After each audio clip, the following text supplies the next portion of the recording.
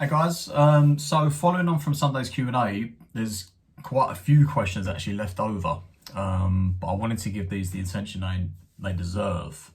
They're actually very good questions. So basically, it's around how can we measure progress? For example, if we want to get better at Gekisai Kata, how do we measure progress? Like, what constitutes being better at a kata? What constitutes being better at your karate? Where are the measurable markers that can prove to us our training's paying off and that things are moving in the right direction? You see, you guys, we're studying an art. And as soon as you're studying an art, it becomes very difficult to quantify what's good, what's bad, what's correct, what's incorrect. Okay, so you need to be very definite upon what it is you're trying to achieve through your practice. So when it comes to matters of programming, of avoiding overtraining certain areas, neglecting other areas, when it comes to measuring progress, we need to actually define what it is we're trying to improve. Okay. So for example, if we look at Gekisai, because this is the one that was suggested, how can I get better at Gekisai? What does getting better at Gekisai mean? What is Gekisai composed of? What are the physical attributes you need in order to be able to do that kata correctly, to do it justice? If we look at energy systems, Gekisai is a very simple one. Very simple in that it's kind of the very same rhythm. There's not too many pauses, there's not too much isometric holds. There's not too many Qigong positions, which again, whether we're talking about metaphysical or whether we're talking about more scientific based, this has an impact upon our energy expenditure in the kata. What I'm getting at is, do you finish the kata in the same position or stronger than that when you started? When we train with KO, he likes to emphasize that you should finish a kata stronger than when you started. I.e., you shouldn't finish the kata visibly out of breath, visibly deteriorated. You should look strong. Your posture should be good. You know, you should be ready to go again. Able to repeat bouts of explosive energy, to be able to recycle energy, to be able to recycle breath in order to be able to keep going. So if we're talking about energy systems, how well is our aerobic capacity able to cope with the demands of the kata? If we get to the end of Gekisai, 20, 25 seconds, and we're gassed, we've got a problem. If we're talking in terms of martial arts self-protection, the fight may be over in one punch. That may be 2 seconds work. Probably not gonna be. Having, you know, my previous occupation, having been through many street fights, often they were not over as quickly as you would like to imagine. You know, when you're training in Makiwara, it's like bang, yeah, and that's that one punch that's gonna finish it. That's gonna be the deciding factor. Often it's not.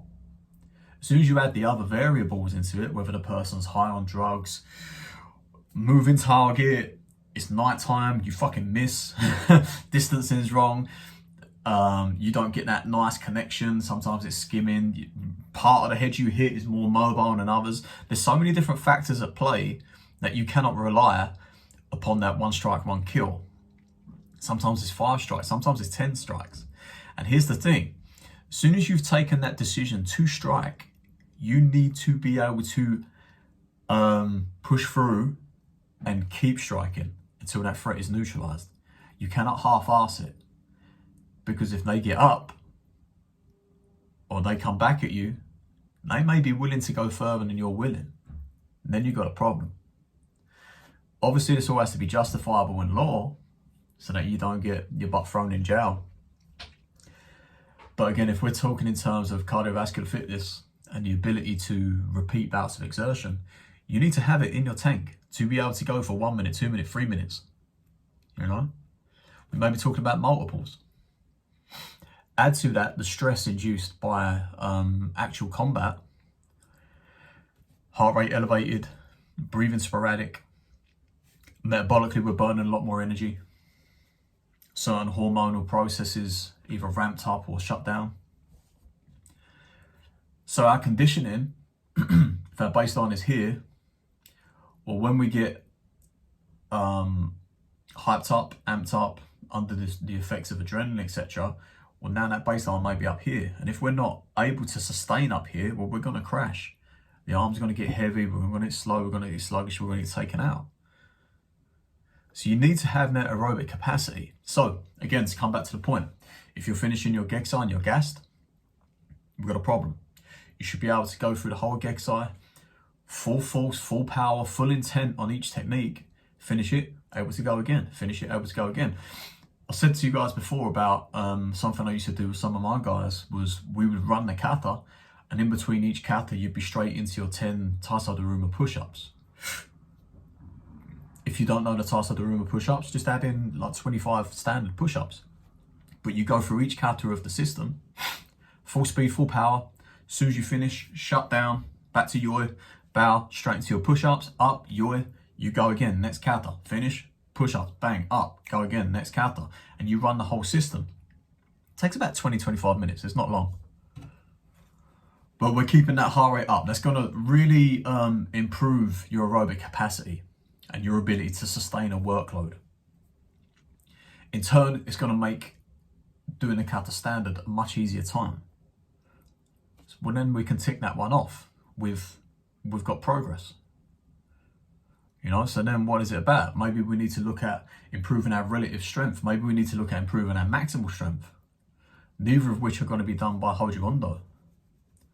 So again, how do we measure that? Well, it may be by looking at more modern weight training methods. How much can we squat? How much can we deadlift? Overall markers of relative and maximal strength, where we can chart our improvement.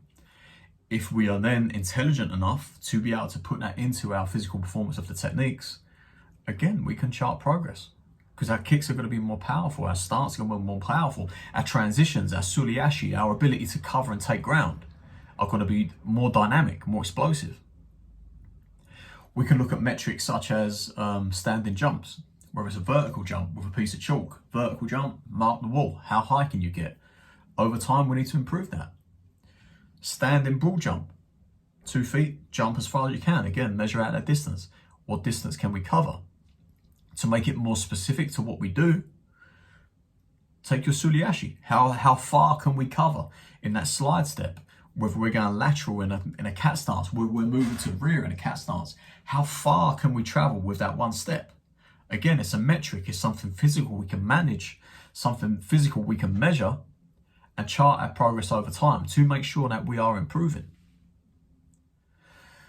So to wrap this all up, in order to get specific with how we're improving, we need measurable stuff. Like I say, whether that's heart rate, whether it's heart rate recovery, exertion levels, rate of perceived exertion, how tired you feel, you assess your own tired level, or stuff like our jumps, like our lifts, things to measure. Put that into your kata. Am I more explosive? Am I moving faster? Am I more stable? And never neglect your core. Always train as much core as you can, because ultimately that's what drives the whole system. If we talk about tanden, we're talking about core and internal pressure. How can we create it? How can we switch it on, switch it off? How can we change direction while integrating that?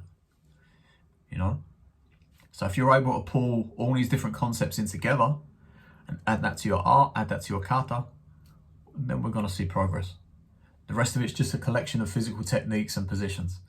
Any monkey can imitate that, right? But how we get from position to position and how we exert force in each position, that's what differentiates us from the standard. Okay? Let me know your thoughts. Let me know your specifics.